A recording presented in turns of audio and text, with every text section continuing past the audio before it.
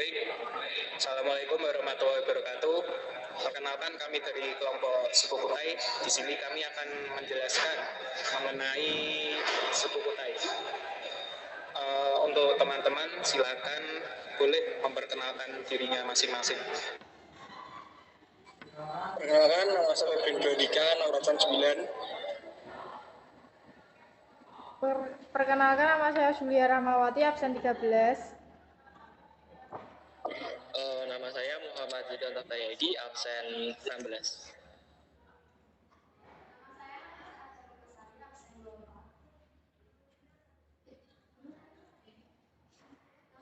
Nama saya Rasda Ada Primasari, absen 24. Perkenalkan, nama saya Rafif Alvin Tegar Santosa, absen 29.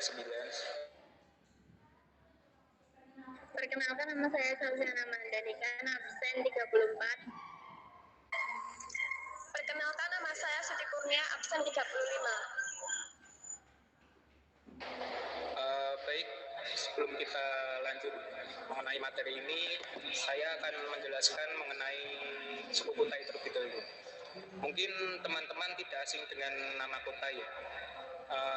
Pas SMP juga mungkin pernah belajar mengenai Kutai. Yang kalian ketahui mungkin Kutai itu sebuah nama kerajaan Hindu pertama di Indonesia. Di sini kami akan menjelaskan mengenai suku Kutai yang berada di daerah Kalimantan Timur.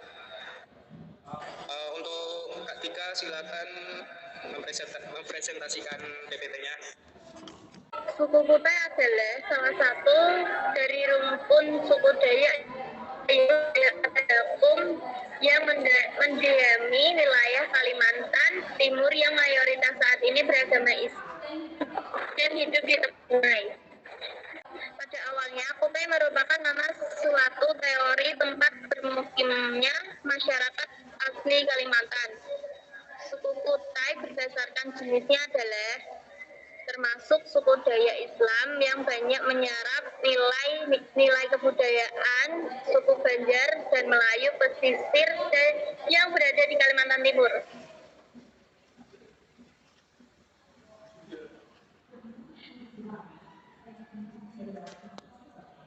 Pakaian adat suku Kutai, baju adat Takwo merupakan warisan Kesultanan Kutai. Baju Kalimantan Timur satu ini memiliki makna kebesaran.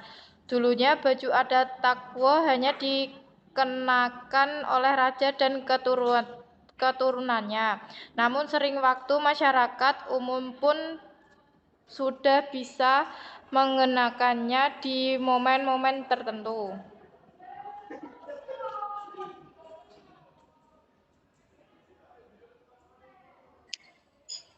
Bahasa Melayu Kutai adalah salah satu bahasa daerah yang masih ada dan berkembang di Kalimantan Timur.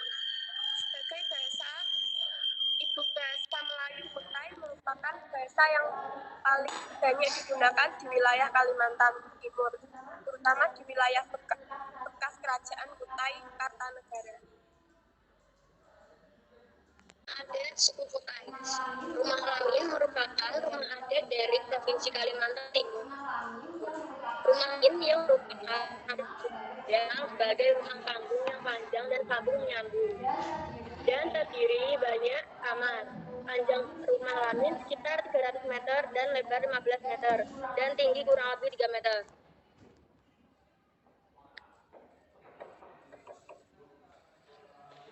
Yang selanjutnya adalah adat istiadat. Yang pertama itu Festival Adat Erau. Festival Adat Erau adalah sebuah pesta rakyat yang digelar setiap pertengahan tahun di Kota Tenggarong, Kabupaten Kutai Kartanegara. Sebelum menjadi pesta rakyat, festival ini merupakan serangkaian kegiatan adat Kerajaan Kutai sebagai bentuk pelaksanaan ritual sekaligus hiburan. Kata erau berasal dari bahasa Kutai, yaitu eroh yang artinya ramai, riuh, ribut, suasana yang penuh sukacita. Suasana yang ramai bermakna kegiatan atau sekelompok orang, baik bersifat sakral, ritual maupun hiburan. Yang selanjutnya adalah ritual nenek ayun. Ritual nenek ayun adalah serangkaian upacara adat yang dilakukan pada bayi usia 1 bulan. Sebelum proses nenek ayun, bayi diberi nama terlebih dahulu melalui upacara ritual tasmiyah. Kemudian prosesi naik ayun diiringi doa berjanji dan pujian kepada Nabi Muhammad SAW. Diiringi dengan doa, rambut bayi dipotong seraya ditempung dengan bra kuning oleh wanita tetua keluarga. Dan selanjutnya itu ada senjata tradisional. Yang pertama itu adalah sumpit kaltim. Sumpit kaltim adalah senjata tradisional Kalimantan dan pemakainya utara ditiup. Senjata tradisional tersebut kerap dipakai untuk alat berburu dan untuk senjata perang.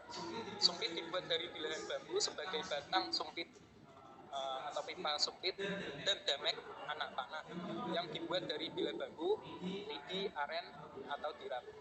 Yang kedua itu ada gayang. Gayang adalah senjata tradisional suku Dayak Kadzezuzun yang berbentuk menyerupai mandau tetapi memiliki perbedaan dalam segi model bilah dan sarungnya yang melengkung semisal parang kilangnya Dayak Iban. Dalam segi ukuran juga berbeda. Gayang berukuran lebih panjang daripada mandau. Dalam pembuatan gayang juga melalui ritual-ritual tertentu seperti pembuatan mandau.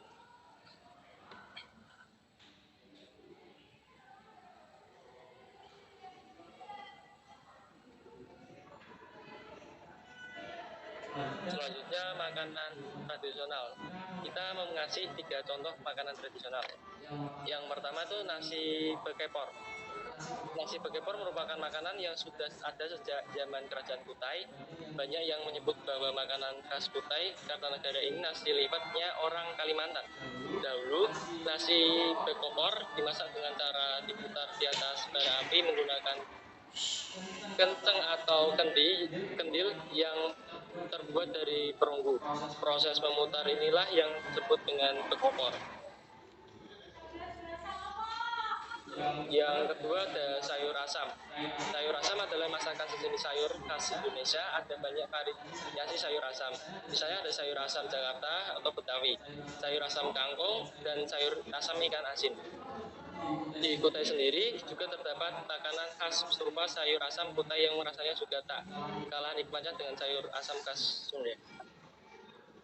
Mirip sayur asam umumnya, bedanya sayur asam Kutai biasanya menggunakan kepala ikan gabus sebagai bahan utama, bukan secara terpisah, melainkan menjadi suatu bagian untuk ikan. Dengan kuah sayur asam mungkin tidak akan pernah dijumpai di tempat lain, hanya di Kalimantan Timur.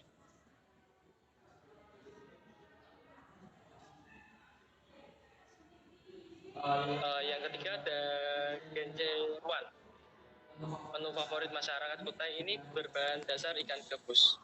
Secara etimologi, genje ruan tersusun dari 2 kata, yakni genje yang berarti sambal goreng khas Kutai dan ruan yang artinya ikan haruan atau ikan gabus.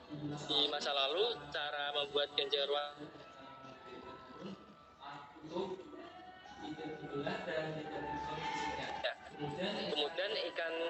kemudian ikan langsung dibakar di atas bara api hingga hitam legam. Setelah matang, ikan dibelah sehingga muncul dagingnya yang putih. Lalu sambal yang ditumis disiram di atas daging ikan tersebut. Masakan yang di zaman lampau tergolong menu elit yang untuk kerajaan ini memang lezat dan menggiurkan.